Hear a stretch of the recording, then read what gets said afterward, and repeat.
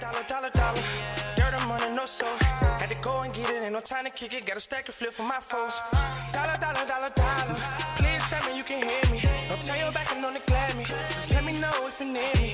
Dollar. Let me watch out for my partners. Keep my money long, get my team strong. Let me run away from my problems. Yo, what's good, original crew, man? We're back on the channel, man. We got a rotten mango today, man. Today's video, she tried to turn two boyfriends into human kimchi. That's crazy, bro. Facts. Two boyfriends? Mm-hmm. It's the two for me. What about you? It's the everything. Well, yeah. it's the start. She said it's the start, the finish, and the thought process. Start, the middle, the finish. Hey, with that being said, before we get into it, make sure y'all check out the links in the description box. Down below. You already know where to go if you want to first support. All you gotta do is check out down below. Also, if you enjoyed today's video, like it in with a thumbs up. Hey, man, let's get into this. Let's check it out. Let's see what's about. You ready? Yes. Bada bing, bada boo. Have you ever had kimchi before? Oh yeah, every day. So kimchi is like the holy grail in terms of Korean cuisine. I mean, we eat this side dish with practically every single meal, even with hamburgers, even with pasta. Kimchi goes with everything. It's a spicy pickled cabbage dish. Like if I had to choose to compare it to something, it'd be sauerkraut. It's fermented. It's loaded with probiotics. But if you drink kombucha, or if you eat anything fermented, you know that there is a very strong smell that is associated with it. All these fermented foods. But on top of that, kimchi has garlic and onions. It's a strong flavor that's absolutely delicious. So typically, Koreans will have their own kimchi mixing bowl. It's typically this red plastic, maybe sometimes almost like a rubberish type material bowl. It's very shallow, very wide, so you can get up in there and mix all the kimchi thoroughly. And it's red, so that you never mistake it for a mixing bowl and like start whipping up a fruit salad in there. Most Koreans are familiar with these types of kimchi mixing bowls. They're iconic in Korean households. We're getting to the crime, okay? Like, just bear with me. Did you know there's different sizes? So like the small, medium, large, you keep those at home. Those are for home kimchi. They've got extra large ones that they use at churches or in Korean schools to make big batches, like tubs of kimchi for the whole group. I mean, I've never seen any one of those personally, like the big ones. They're not that popular anymore because nobody really has the space for that in their homes. And you would need to be really feeding a village to eat out of one of those giant tubs of kimchi. Like some of these buckets, kimchi mixing buckets, can be 4 feet tall with a lid on top. 4 feet tall. Usually it was used to bury them so it ferments. But anyway, they're often used in like Korean restaurants to collect food waste. So usually like you put the cabbage and all these things in there, you seal it, you bury it in the ground. Yeah. And then you take it out. That's like super traditional. These days you just leave it on the counter for like 4 days and then you throw it in the fridge. Yeah, that's how you ferment it. But back in the day, they would need these big buckets. They're no longer around. But in 2014, in South Korea, one of these big red 4-foot tall kimchi buckets was now sitting in an empty room inside of a morgue. Most of everything in that morgue room had been taken out. They laid down 2 layers of plastic tarp. This was like a double layer project. And now all that prep was done. The detectives stood there staring at this bucket. They don't even know how to continue. First of all, the size of the bucket is overwhelming. And they know there's no kimchi in there. Or at least they hope not. The officers try to go through the bucket from the top. They're like standing on a ladder, reaching in. The first layer inside this bucket was a fluffy blanket. The kind that you curl up and watch a movie on your sofa with. And then when they ripped that off, there was a partially decomposing corpse covered in some sort of thick juice. And then underneath that, they saw some sort of plastic flooring, if you will. So think of the flooring that you would buy if you wanted to cover up some ugly kitchen tiles inside your rental apartment. Peel and stick floors. So they're thinking, okay, well now underneath that is probably just a bunch of liquid and maybe some more evidence. So here's what we're going to do. We're going to get another bucket and just pour out the liquid into that bucket. And hopefully it's easier to go through evidence that way.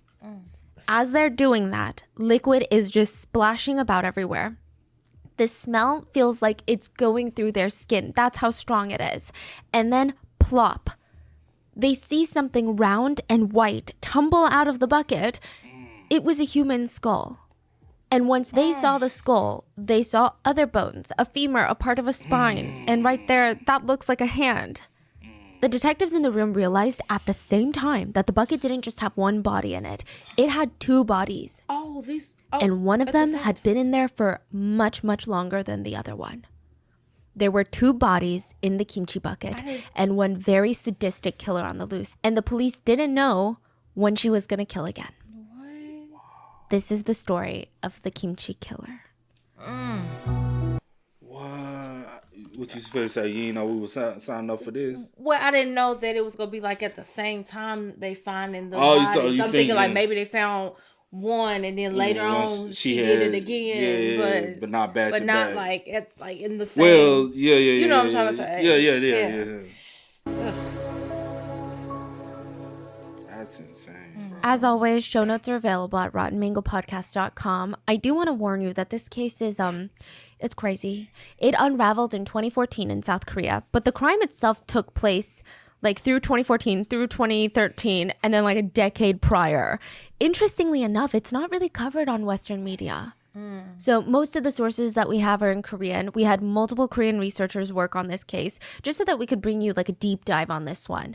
But as always with international cases, if there's any details that you want me to know or anything that got lost in translation, let me know in the comments.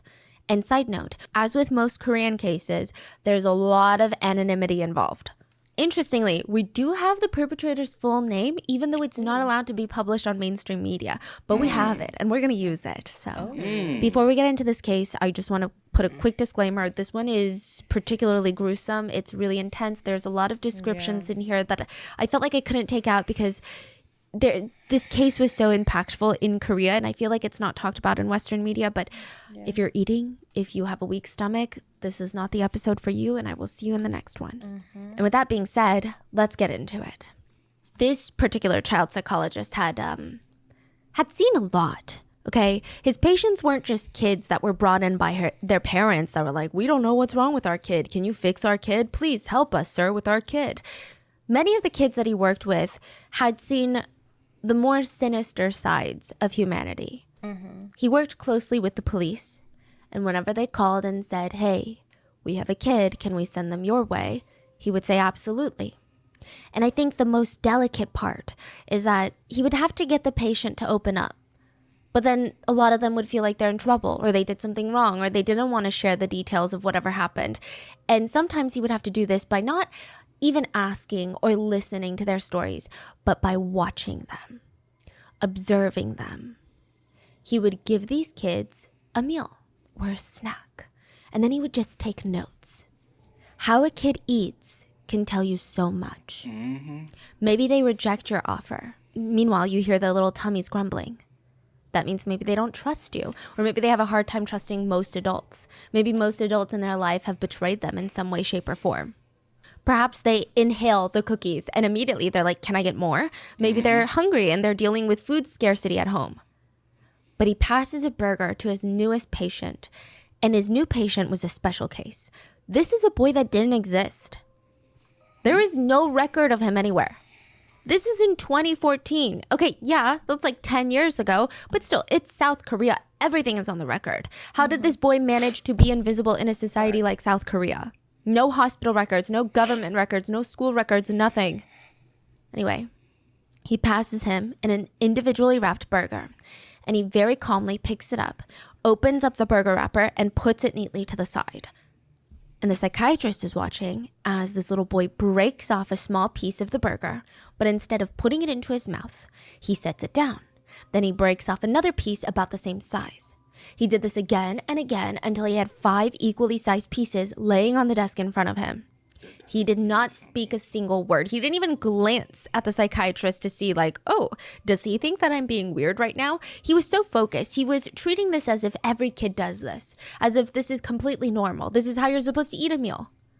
He grabs the original wrapper and neatly puts 4 of the 5 pieces of burger back inside, and finally just eats 1 piece. Oh my gosh. The psychiatrist wrote in his notes, Patient most likely does this as a result of being left alone for long periods of time. Best guess is parents would come home once or twice a week, every couple of weeks, and bring food. Other than that, he would be on his own, so he learned very quickly to ration out his food if he wanted to make it until his parents came back. Wow. So the detectives are reading his notes, and it's heartbreaking, but it was also kind of expected. You see, like, considering the way that they found this kid in the first place, it made sense. Let's talk about one of the neighbors. A middle-aged neighbor, and we're going to call him Sam, okay? He was the one to call emergency services. He lived right above the stinky apartment. All the neighbors called it that, the stinky apartment. The apartment was on the second floor. The third floor neighbors right on top of the stinky apartment, and the first floor neighbors right below the stinky apartment, they had it the worst. But every single resident in this massive building, they complained nonstop to management that the entire building was uninhabitable because of the smell that was just radiating off of this stinky unit. It was so bad that they wanted to walk over and slap a biohazard sign on there. But that would be rude. So instead, they took the elevator instead of the stairs. If they, for whatever reason, had to take the stairs, they would do that thing where you pull your shirt over your nose and you just start booking it. You make a run for it. There wasn't a single day the smell did not punch them up the nostrils. I mean, the entire second floor gave off a stench like the sun gives off heat. But that's not why neighbor Sam called emergency services. I mean, he wished he could. Hello, I'd like to report a stench. The police would laugh at him. He called 112 because there was a kid crying in that stinky apartment all day long, all night long. And when he first heard the crying, he tried to ignore it, you know? It's pretty standard Korean culture to not meddle in what is perceived as family business. So he's like, okay, maybe the parents are mean. Maybe the parents are slightly abusive. I'm not going to do anything about it. That's what he's saying. I'm not saying this is right, but that's what he's thinking. Now, this kid was not crying like a normal kid. He was crying so loud that neighbor Sam couldn't even focus on cooking anything. He couldn't even focus on his work or focus on sleeping. He tried turning up the TV volume. He tried putting in earplugs. Nothing helped. This kid would keep crying. It was unbearable. The noise, the smell. Neighbor Sam said he would plug up his ears and then he would plug his nose and try to breathe out of his mouth. But the stinky apartment was so stinky, he said he could almost taste it. And he wanted to gag. Side note, he was never rude about it. I mean, none of the residents were. He never directly complained to that unit. He actually tried to give them the benefit of the doubt. He thought to himself, okay, maybe they have some sort of health condition and they cannot help the smell. Maybe they cannot clean. Some neighbors also had the same thought. They actually went once to knock on the door, offering to help clean the place up free of charge.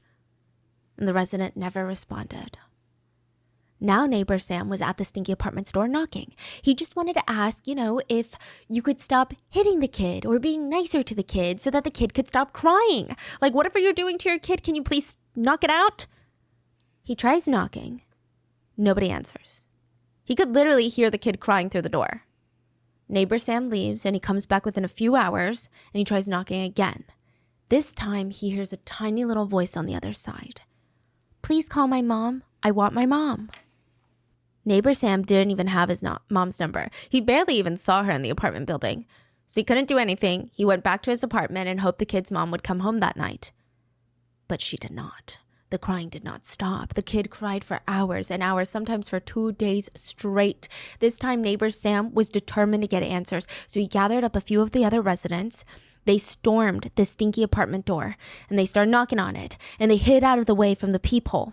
They could hear the kid shuffling closer to the door, and one of the female residents clears her throat. Sweetie, it's your mom. Can you please open the door? I forgot my key. Can you let me in?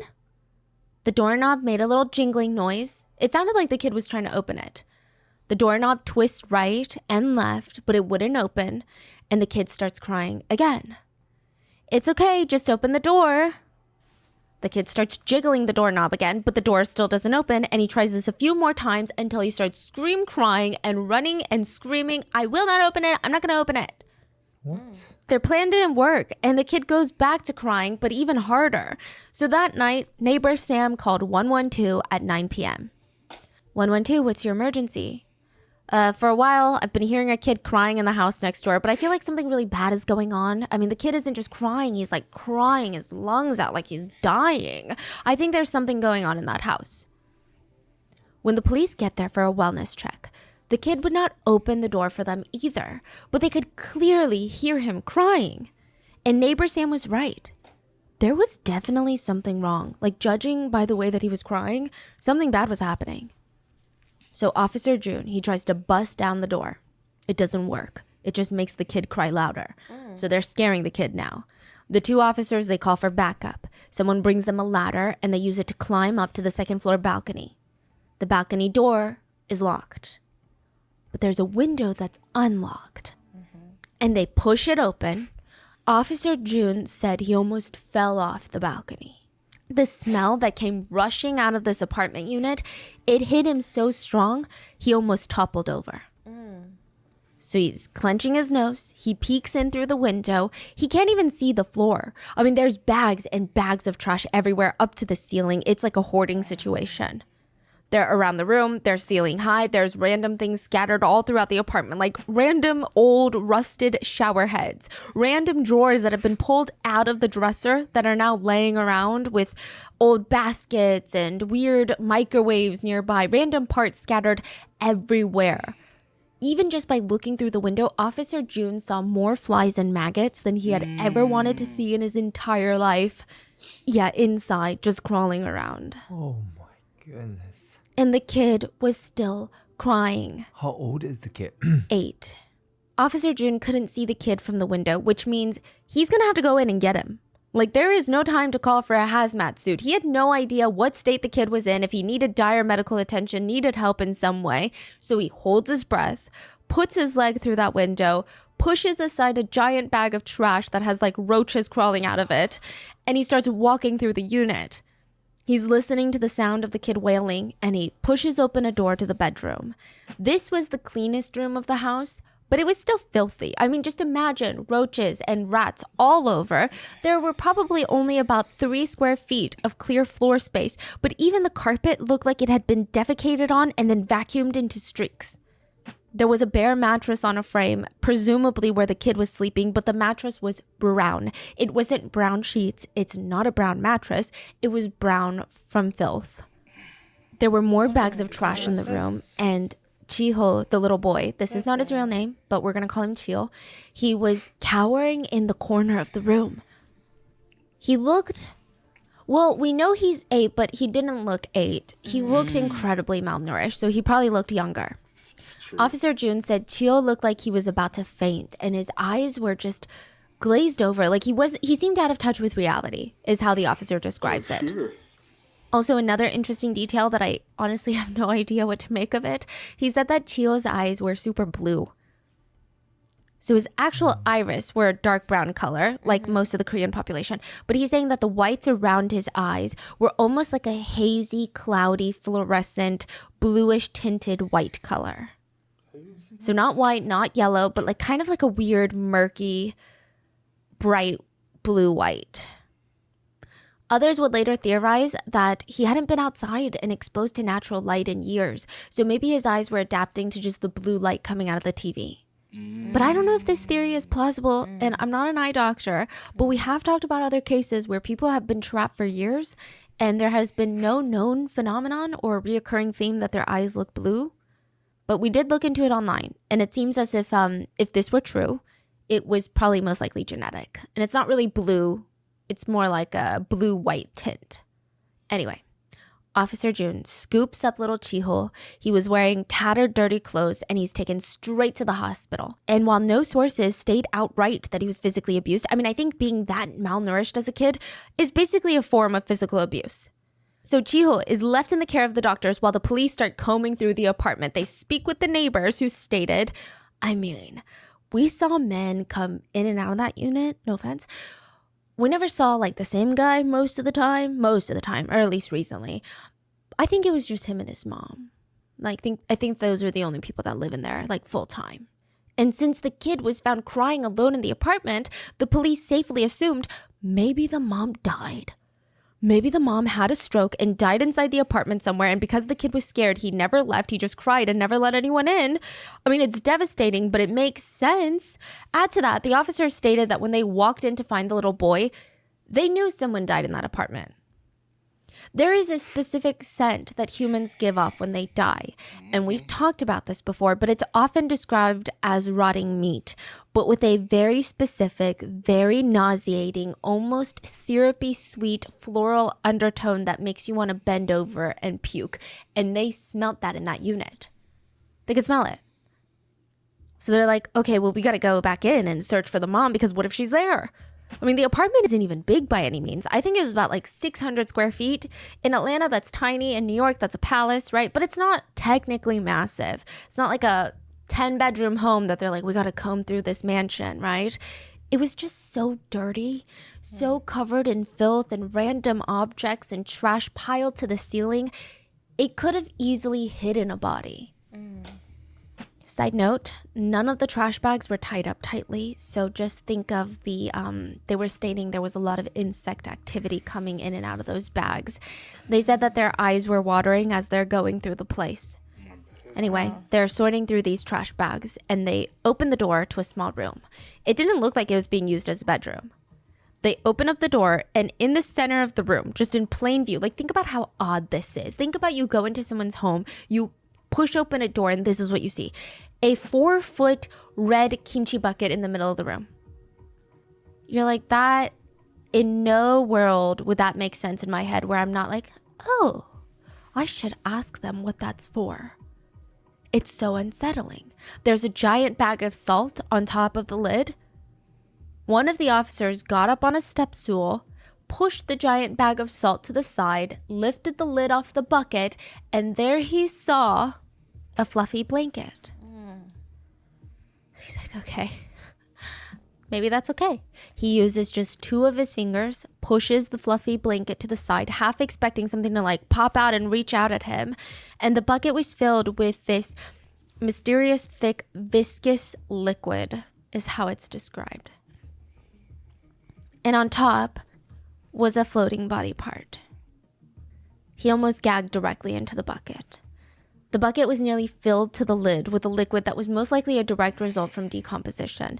And because of that, they needed to take the whole bucket into evidence to look through it and try and ID the bodies. That's how the bucket ended up in the morgue. That's crazy. So there were 2 objectives now for the police. We got to find the mom. And they find out through the apartment lease that her name is Lee Sejong. So they're like, we got to find Sejong. And then we got to ID the bodies in the bucket. They wanted to start with IDing the bodies in the bucket because it was technically possible that Sejong was one of the bodies. Maybe mom is the body, right? Maybe some bad people snuck into the apartment, murdered Sejong in front of Chiho, and then stuffed her in the bucket. And maybe that's why he's not okay. You know, I think they knew that that's kind of unlikely, but still, they have to rule out the possibilities. The bucket thankfully didn't have any kimchi in it.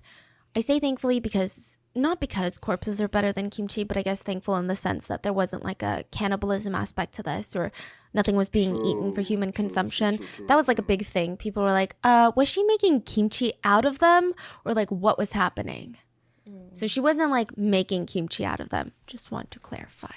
But there was a lot of liquid in the bucket that was reminiscent of fermentation, if that makes sense. So I think that's where it gets a little complicated. People are like, no, she was making kimchi. She wasn't making kimchi. Yeah. So the officers, they had to be extra delicate. They had to push, like they had to take out the contents from inside the bucket. They wanted to save every last bit of the liquid to send it in for testing, but they also couldn't just like throw it into bags. They couldn't throw it into another bucket. It was really complicated. Officers said that they had to receive intensive therapy after this. They thought, you know, we had seen everything in our careers until this case. They had to run their gloved hands through the liquid and look for pieces of evidence. So I can't even imagine what that does to someone's psyche. 무슨 젓갈 형태의 모양 밑에 있었죠. 장갑으로 그냥 이렇게 휘휘 젖어서 찾는 그런 상황이었거든요. So the body parts that come out and they splash on the ground, they were barely recognized as human. So there were two bodies. One was considered a partially decomposed body, and then underneath that was some plastic tile, like flooring, and then a badly decomposed body. There was a 20-pound bag of salt on top of the bucket lid, but no salt was inside the bucket. So imagine the state of these bodies, especially with all the liquid having no place to go. It was going to be a rough time for investigators to ID the bodies, but they knew right off the bat that both of these bodies, both of these victims were men, which means Chiho's mom is alive. And that also means, since they were found in her apartment, Sejong is the number one suspect. Side note, her name is technically protected under South Korean law, but it was leaked online because of the police. So the police put up, it's a long story, we're gonna get there. The police did something, her name was out in the public. They didn't say that she was a killer. They weren't like, we want her for murder. They were like, have you guys seen this nice little ajumma? So when that happened, that's just free game. Her name's out now. Yes, but you cannot all these Korean mainstream publications cannot legally say her name. But it's out for, online. And technically in other countries it's kind of free game. And I don't think they're going to prosecute anyone for it because you're going to see what she does. So she could have changed her name since then. But the police at one point, they put up missing posters with her picture. We just have one clear picture of her because of this missing posters and her name. And that's how we know. So anyway, the police run her records and she is registered as a wife to a Mr. Park. And they're like, a Mr. Park? None of the neighbors mentioned seeing a dad or a husband going around here, so what's going on? They have been married for the past 20 years.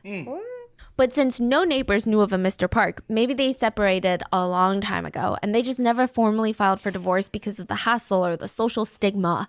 Maybe they could talk to Mr. Park to get some answers on this case, or at least get some insight on who Sejong is and whether or not she's a killer. And who would she even want to kill? So they put Mr. Park's name into the system, which would pull up his record, everything, driver's license, arrest records, loans, contracts, apartment leases, insurances, phone contracts, everything is going to be pulled up. Anything that's in his name, credit card, bank account, everything is going to be pulled up. But the screen was empty. They scroll, and what do you know? Everything on Mr. Park's record, anything signed in his name was dated over 10 years ago. He hadn't had a car loan, credit card, apartment lease, filed taxes in the past 10 years. The only thing active, still under his name and being paid, was his phone bill. Every single month for the past 10 years, his phone bill got paid. But other than that, he's basically invisible in society, which is nearly impossible to do. So they pulled the records on his phone, and his phone actually had frequent activity making calls and sending text. But when they run those numbers through the system, none of them are people that are related to Mr. Park. He wasn't talking to other women or any other family members or anyone for that matter. His phone was only in contact with Lee Sejong's family and friends, and even her coworkers, his estranged wife's side of the family that doesn't even make any sense. Records show that Mr. Park and Mrs. Lee had a kid. Okay, so you're like, Chiho.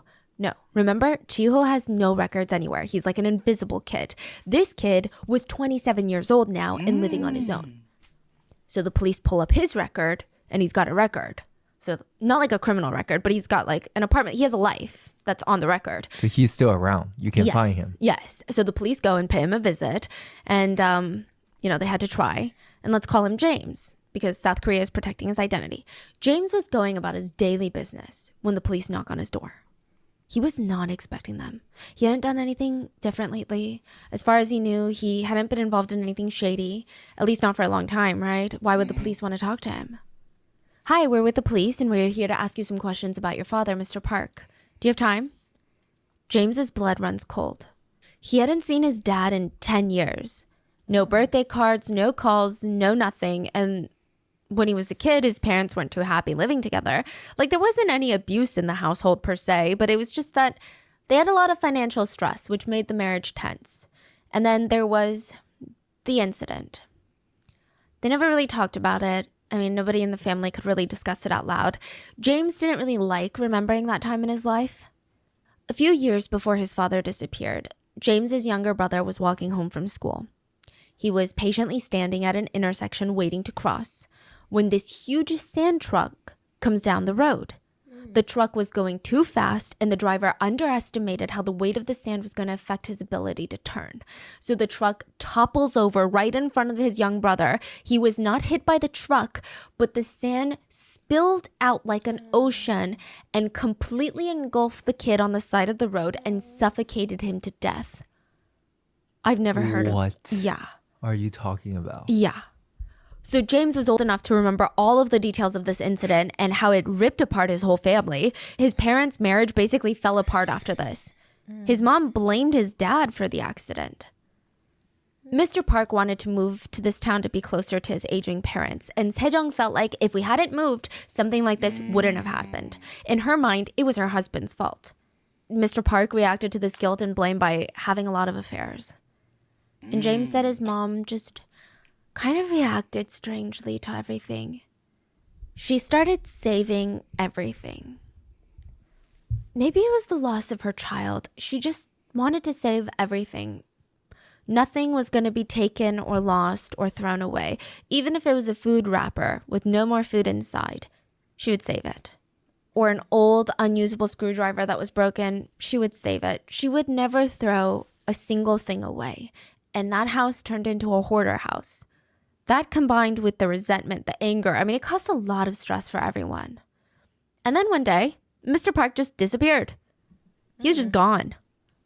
It was just James and his mom left, and he told the police, I don't know where he is. He just left us 10 years ago when I was 17 years old. The police kind of felt bad for him. They thanked him. They apologized to him. You know, sorry for bringing up such painful memories, but thank you. And they leave. James closes the door behind them, wondering what the hell is going on. Like, he hadn't seen his dad in so long. Was his dad in some sort of trouble? Was his dad back? But deep down, he knew that there was no way. There was no way because his dad was dead. And James knew that for sure.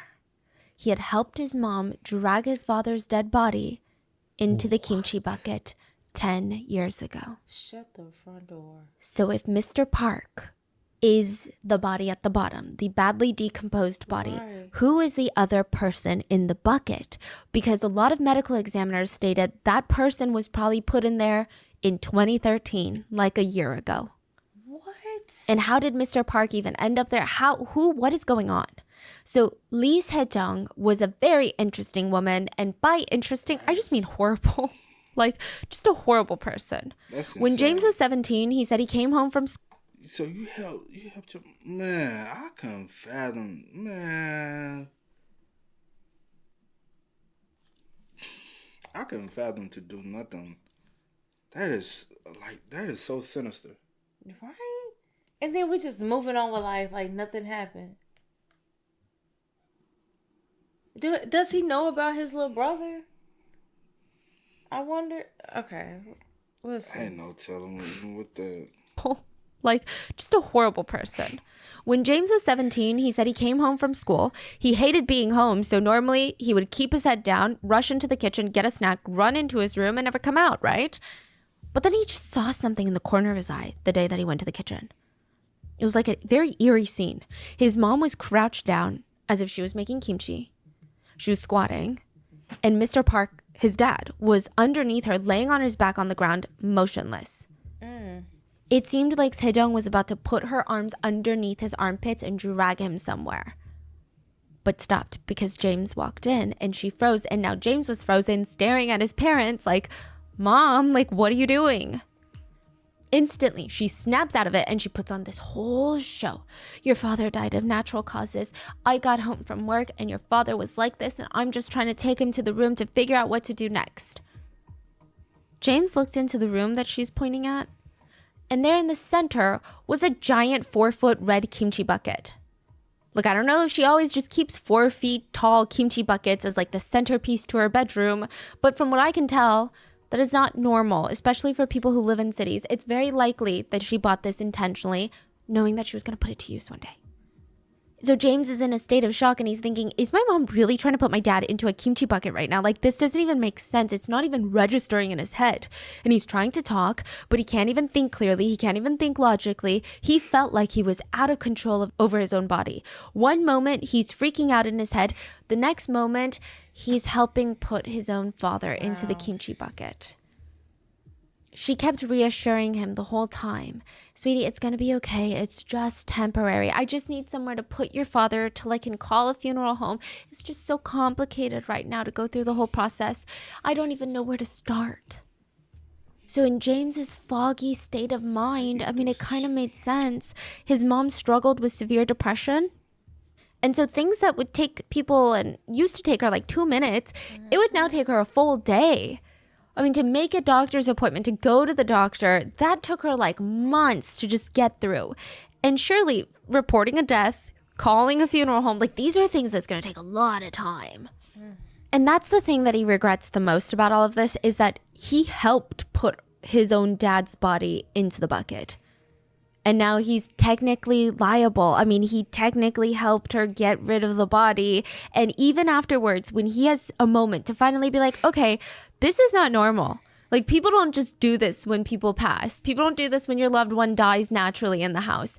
There was no way that he felt like he could call the police. You say he was 17? Yeah. He just didn't report it because he felt like, okay, I'm going to go to jail. And then I'm never going to go to university. I'm never going to get a job. I'm going to face stigma for the rest of my life. Like, I can't throw away my future for this, which I know it sounds crazy. It's like, excuse me, what did you just say? But in theory, it makes sense. I'm not saying that I would do this, but the idea that he has is, my dad is already dead. I'm already grieving his death. I didn't kill him. He's already dead. So should I go ahead and kill my future too? I think that's where James was coming from. So he stays quiet about this whole thing for decades. He didn't say a single word to anybody for 10 years. But now the police are knocking on his door, demanding answers about his missing dad. And he was so scared he lied to them. Again, he knew the minute that they left, he should have told them. He should have been like, okay, you know what? I was so scared 10 years ago that I never told you guys this, but I'm going to tell you guys now. Especially because the statute of limitations for what he did, being an accomplice to concealing a body, is 7 years. Huh. So he can't even go to jail if he tells them the truth. Wow. But Okay. maybe he didn't know that. Maybe he was so scared. He didn't tell them anything. Now, it didn't seem like James had much contact with his mom. Like, maybe there was an occasional letting her borrow money or like a birthday dinner here or there, but I don't think that they were close. But here's the thing. Lee Sejong had 2 sons. One that passed from an accident, and then her eldest son was James. And now she has an 8-year-old son, Chiho. But Mr. Park has been in that bucket for the past 10 years. Right. So who is Chiho's dad? Could he be the other man in the bucket? Does she just like to off the father of her children? Like, what is going on? According to neighbors and those who knew Sejong from 8 years ago, they said, no, it's not possible. According to the neighbors, there was a foreign man that came by the apartment a lot around the time that Chio was born. This is before they heard the kid crying, so they assumed that this is Chio's dad. It was like maybe 8-9 years ago. And later when Chio was an infant, they would see Chio around once in a while, and one of the neighbors had caught one of the foreigners, like the foreign man, and Chio on the way out of the apartment. The neighbor just casually asked, like, oh, like, are you the dad? And the foreign man said, yes, I'm the dad. But they don't remember anything else about this guy other than the fact that his hair was curly, he had big eyes, and some sources say that he was from Bangladesh, and he decided to move back after his visa was over. So he moved out maybe a year or 2 after Chio is born. Sejong is left to raise Chio by herself, which I get it. It's a hard task. Like, having to be a working single mom feels nearly impossible. But she didn't even try to put in effort. She didn't even attempt to be a good mom. Firstly, she never let Chio go to school, which is illegal.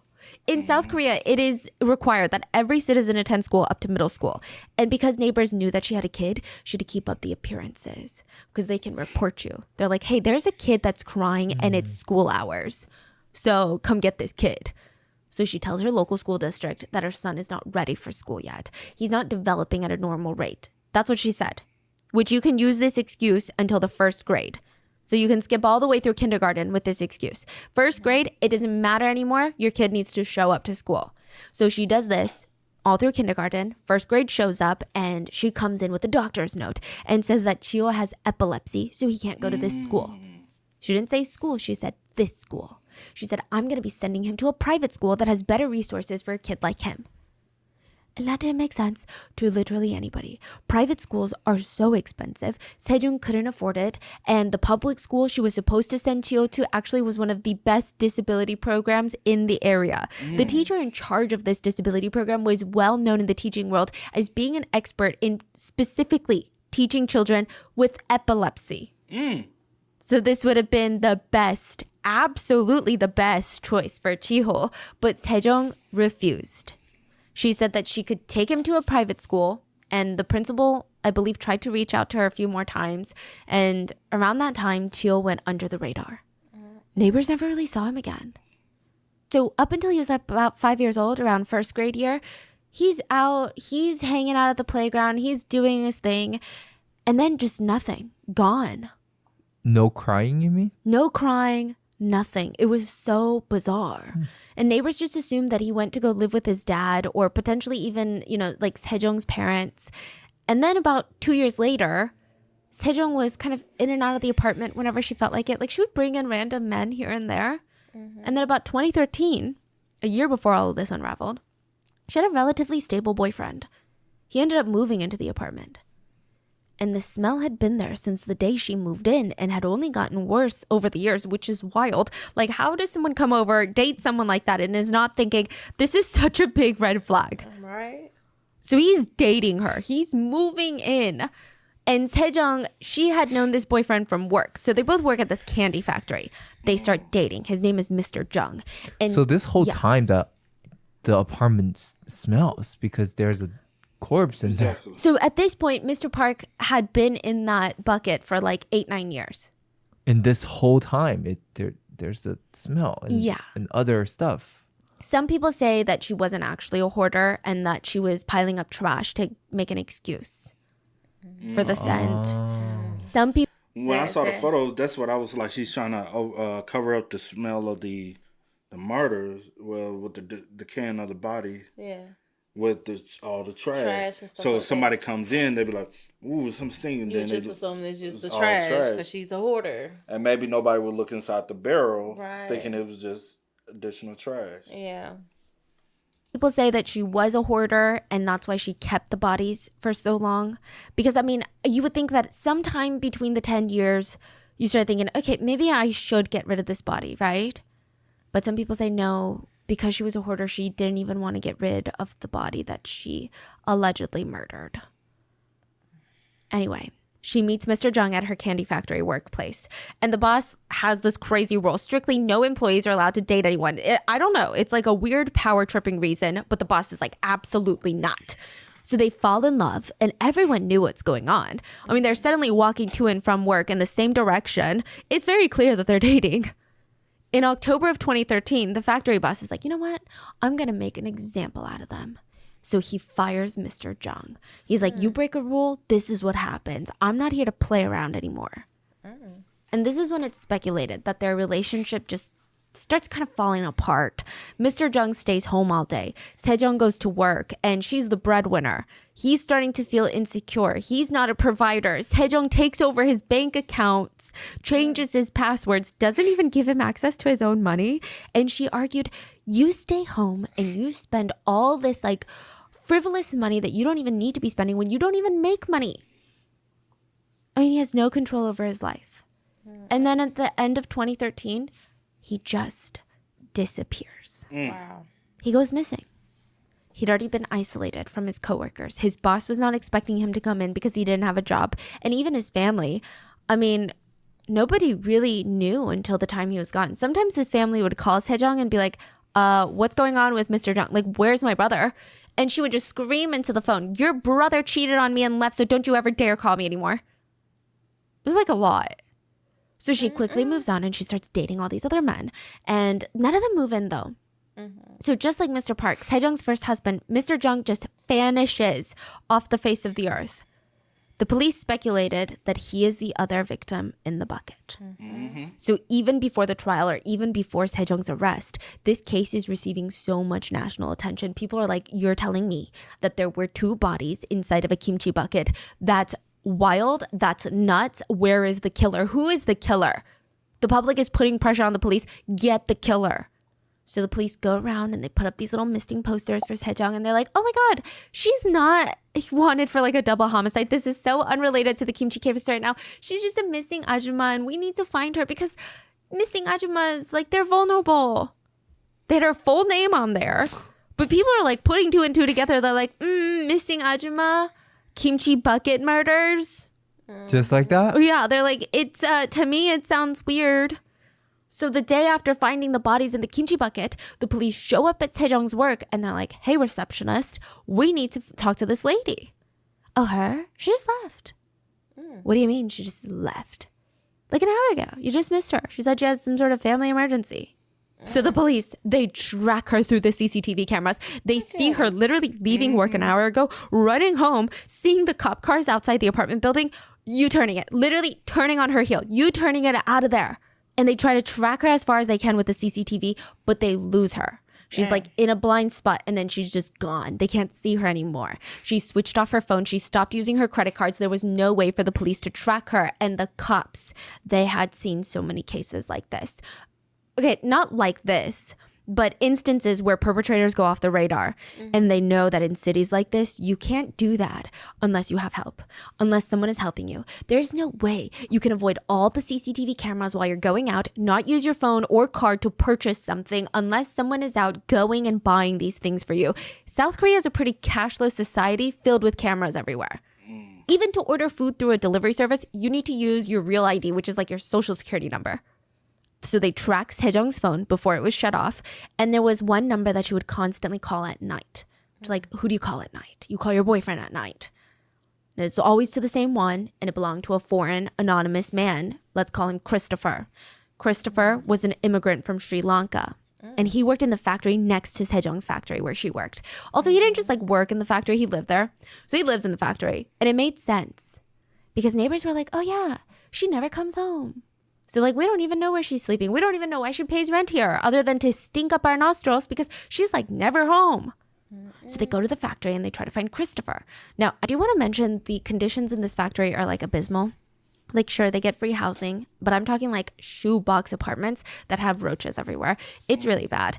And it technically wasn't free. I'm sure it was deducted from their pay somehow. Employees always complained about the conditions, but the employers just didn't care. They were basically living in these shipping containers that had been split into multiple apartments, and there wasn't even like a single window in each one. The police arrive at Christopher's room, and they knock on the door. And he opens it, and he's like sticking out just his little face, just a crack. And the police have an arrest warrant for Lee Sejong, but they don't have a search warrant for Christopher's house. So technically, unless he lets them in, they have no legal authority to search his home.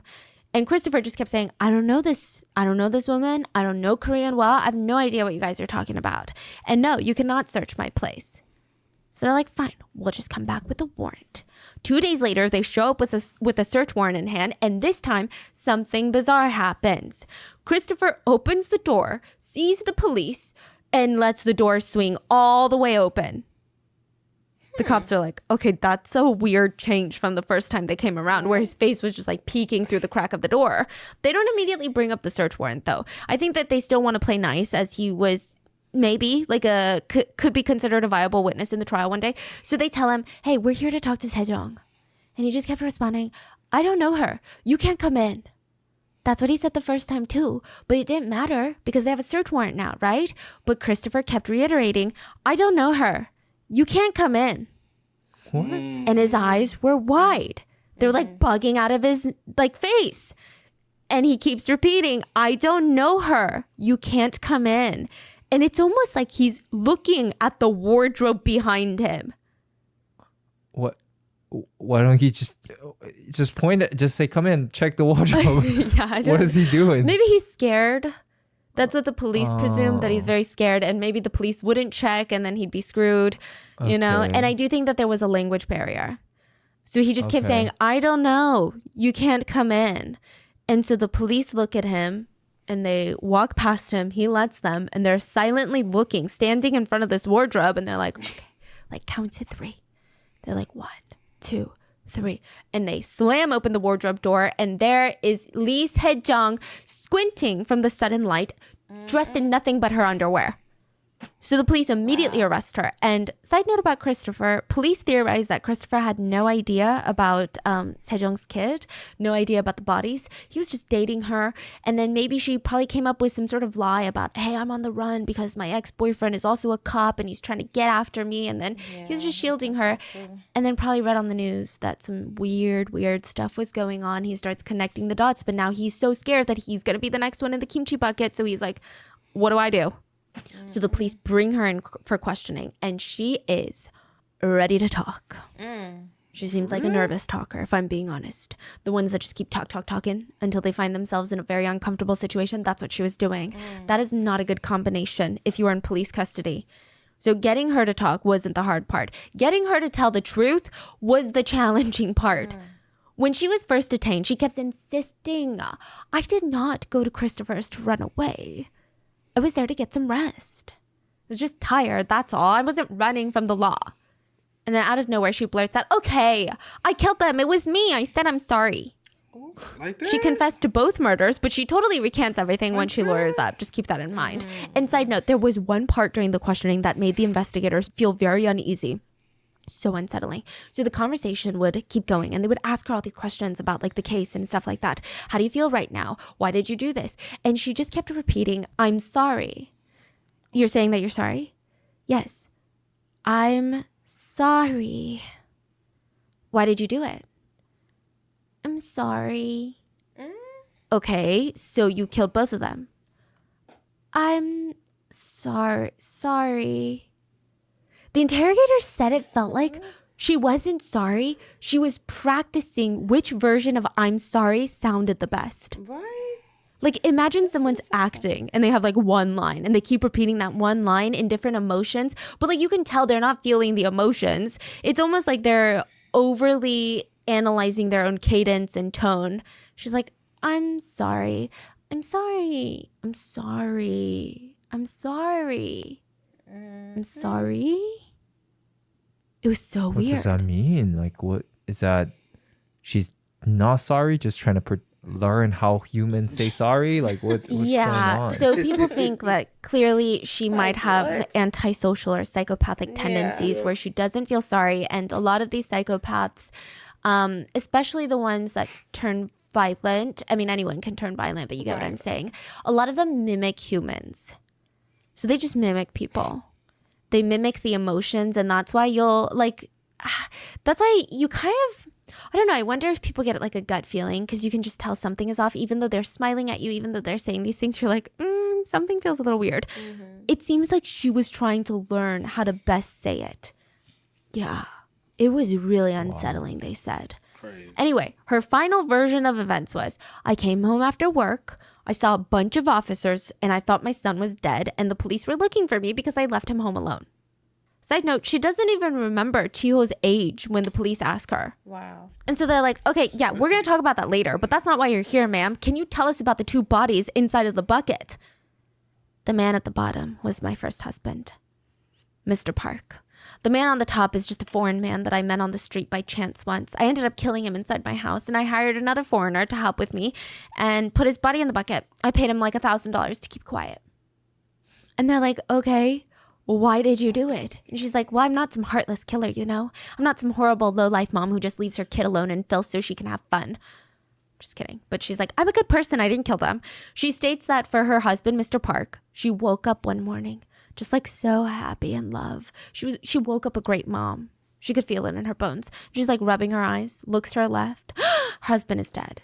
This is literally how she's explaining it.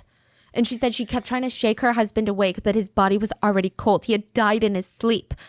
Okay, let's be real. If this story is true, she would have no reason to hide his body in a bucket for 10 years. The police also had his medical records. There were 0 traces of any medical condition or problem, and middle-aged people, contrary to some people's belief, don't just like die in their sleep from old age out of nowhere. So why didn't you call the cops? Why didn't you call the hospital? I was severely depressed at that point. And the idea of reporting a death, calling a funeral home, doing all of these things, I mean, it was so daunting. It was just so stressful. It felt like, honestly, it felt like a hassle. She uses the word hassle, the exact word. She said she didn't want to deal with it.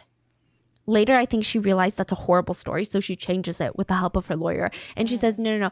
I left Mr. Park in that bucket because I love him so much, I can't be away from his bod.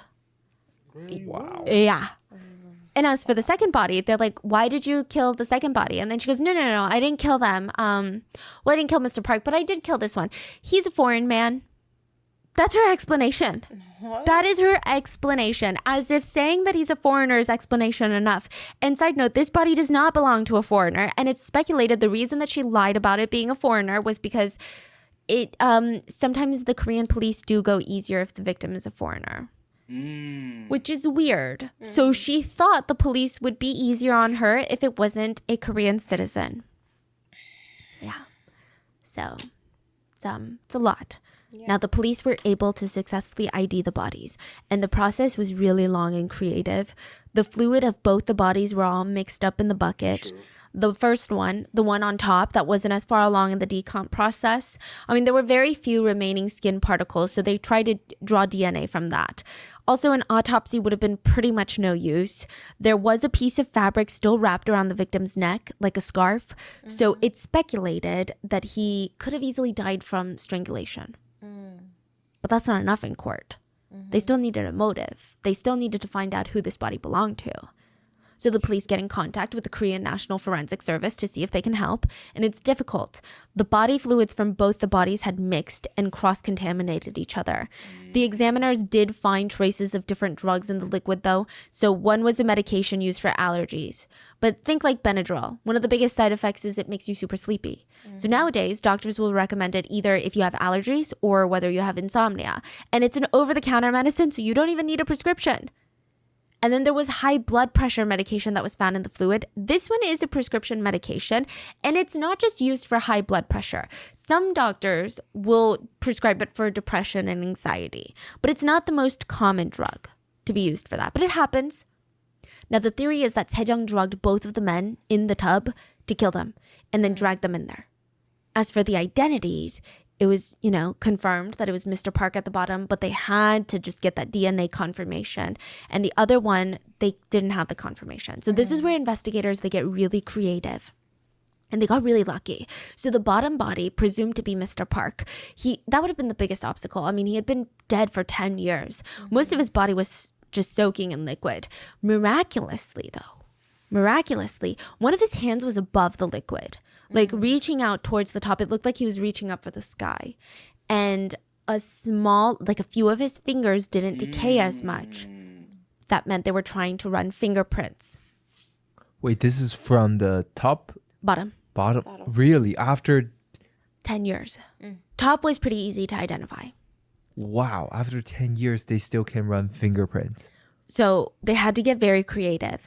They cleaned off the thumb, trying to recreate the fingerprint. They had to put the thumb under pressurized hot water to kill as much of the bacteria as possible and get a lot of that liquid from out of the grooves of the fingerprint. But they had to make sure that the water wasn't too pressurized or it would destroy the sensitive skin, because imagine just like soaking in liquid for 10 years, your skin is going to be practically like schlop. So once they cleaned out the grooves, the examiner tied a rubber band around the thumb below the joint. And then they carefully injected air and hot water into the thumb using a small needle. So this had been in the liquid for 10 years. So it was shrunken, misshapen, very pruny. So they had to inflate the finger pad. So while it's bloated, the examiner would try to record the fingerprint, and the rubber band worked to keep the air and water inside, but it wasn't a perfect solution. They had to try multiple times. But sure enough, it was a match to Mr. Park, Sejong's husband, who went missing a decade ago. The body on top was easier to identify, like I said. They lifted a fingerprint, and it was Mr. Jung, the coworker. So Now with this, Sejong couldn't lie that this was a foreigner, and she starts coming up with every excuse in the book, and she's like, you know what? I came home from work one day, and he was drunk out of his mind, okay? He was drunk out of his mind, he was belligerent, he was fighting me, we were yelling, screaming. I tried to walk away, but he kept drinking and he kept yelling, so I told him, here, take this. I gave him some medication that I have for insomnia, and I said, you know what? Just sleep it off and talk in the morning when your head is clear. Now this medication, think Ambien. This is available only with a prescription, and it was prescribed to Sejong. And Ambien, it slows down your nervous system so that you can get some sleep. But if you mix Ambien with alcohol, it's a huge no-no. Doctors will drill this home when they prescribe this to you. Mixing the two can cause your respiratory system to stop working like it should, and you can suffocate to death. Sejong would have known that because she's the one that's been prescribed that. It's unclear if she did the same exact thing to Mr. Park 10 years ago, but he took the medication, got really weak, got really drowsy. He was out of it. And I genuinely thought, I'm sitting there like, okay, she's going to say that he died. She didn't know that he died. She didn't know that the meds would interact with the alcohol in his system like that, because that's what this all sounds like a setup for, doesn't it? Instead, she goes, he knocked out, and I thought it was the perfect opportunity to start choking him to death. Huh. So she confessed. Yeah. Wow. She's extra weird, bro. Like Weird is not weird is like the most easy way to put it. She's sick. She's disturbed. She's deranged. She's psychotic. She's all of that. Cause what? Like, huh? I'm still like. The fact that you just had them in this house, in this apartment, with this boy just abandoned, with your child, just in here with all this. Like, why you didn't just take it to your other son? You know, how hard is it to just be a mother? well, Like, you had this. Hold on, boy. Well, there's a lot of people who that what? refuse to be one. Right. But yeah. I get that, but I'm just saying you able to be out here having all these different boyfriends, but you can't take care of your child.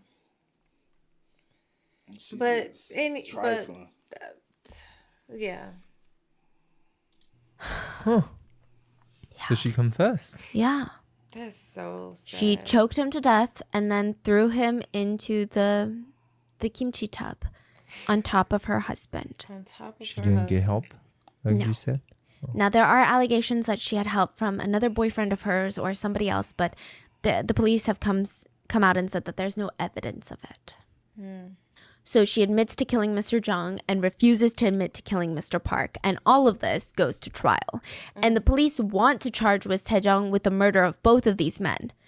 So August 14th, 2014, trial starts, and Sejong shows up in court, and everyone's kind of freaking surprised. She is just a normal ajumma, middle-aged lady. Like, just looks so normal. Like your typical Korean grandma. Not even grandma, just like mom at H Mart. People even questioned if she could lift a body and put them into the kimchi bucket herself. She didn't even look strong enough, which the police were one step ahead. They actually made her do a reconstruction for the crime, and sure enough, she was capable of lifting Mr. Jung's weight above and putting him into a container that was 4 feet tall. Yeah. In court, she just repeated the same thing that she told the police, that she never ever killed her husband, Mr. Park. She just kept repeating that she loved him so much she couldn't dare part with his body. There were some moments in the trial, though, where it seemed like maybe Sejong's lawyer was putting their whole back into this case because, for example, all the neighbors were called in to testify about the stench coming out of the unit, alluding to the fact that she hid 2 bodies in a kimchi bucket in her apartment, and it was so blatant. She didn't even care that she was ruining everyone's quality of life, nor the fact that even for the slightest bit, someone could have looked into her because of that scent. Well, when the neighbors got up on the stand to testify about that god-awful smell coming out of her unit, they were asked, what about the poopy plant next door? Spectators are like, what? What did they just say? What poopy plant? The whole apartment building is right next to a soil plant that specializes in natural fertilizer. In other words, they live next to a factory that takes animal feces and mixes it into dirt to make really rich, fertile soil and packages it into bags to sell for gardeners. So that factory is the whole neighborhood literally smells like shit. But honestly, the neighbors were prepared, and they said that actually further proves our point. The whole neighborhood smelled bad. We knew that moving in. This wasn't new to us. That wasn't a deal breaker. But the fact that we could stand the smell of a poopy fertilizer plant, but not her unit, should tell you how bad her unit was. Okay. So in February of 2015, the court requested that Sejong receive 24 years in prison for her crimes.